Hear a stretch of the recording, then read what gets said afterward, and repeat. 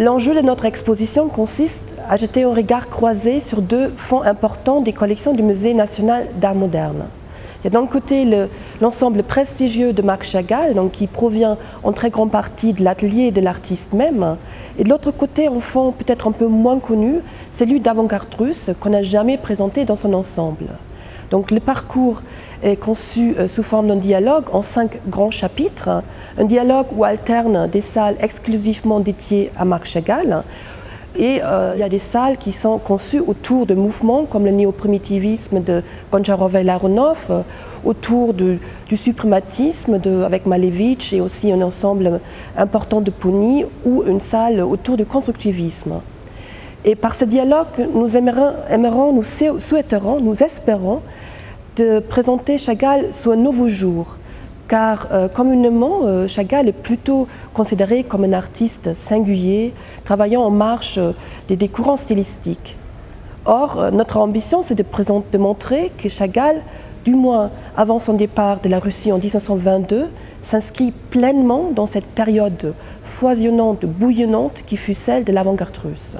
Donc Chagall puise dans les mêmes sources d'inspiration comme les artistes néo-primitivistes, à savoir l'art populaire avec un expressionnisme primitif, avec des traits plus simplifiés et aussi avec des motifs issus du monde paysan. Chagall, comme les artistes russes vivant à Paris, assimile le cubisme. Et encore, à l'issue de la Révolution en 1917, Chagall fonde une école d'art populaire à Vitebsk, et c'est là-bas qu'il fait venir Lissitsky et Malevich, donc deux artistes promulgueurs d'un art abstrait.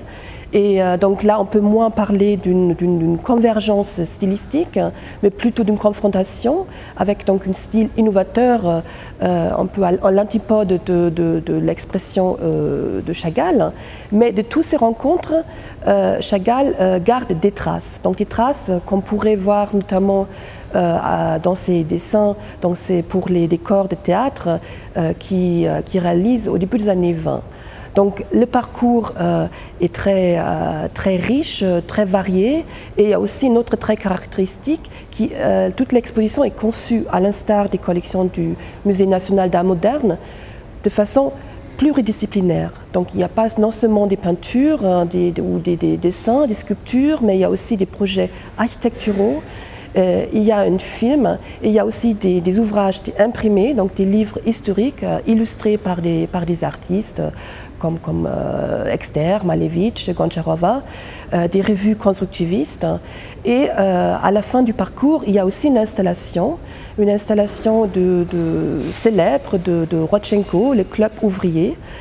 Il s'agit là d'une reconstruction de cette club que Rodchenko a réalisé en 1925 pour une exposition internationale d'art décoratif à Paris.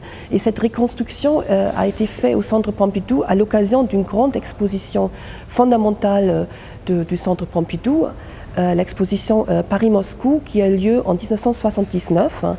Et l'exposition se termine avec un petit hommage de cette exposition mythique qui était essentielle pour la constitution de notre fonds d'avant-garde russe. Et derrière moi, vous voyez la tour Tatlin, qui elle aussi, cette tour qui est plutôt une maquette pour un monument en hommage à la Troisième Internationale. Donc cette maquette a été également réalisée au moment de l'exposition Paris-Moscou. Et cette maquette, donc cette tour qui se lève comme ça sous forme spirale, comme ziggourate, a été et est toujours, je pense, le symbole pour l'élan utopique de l'avant-garde russe.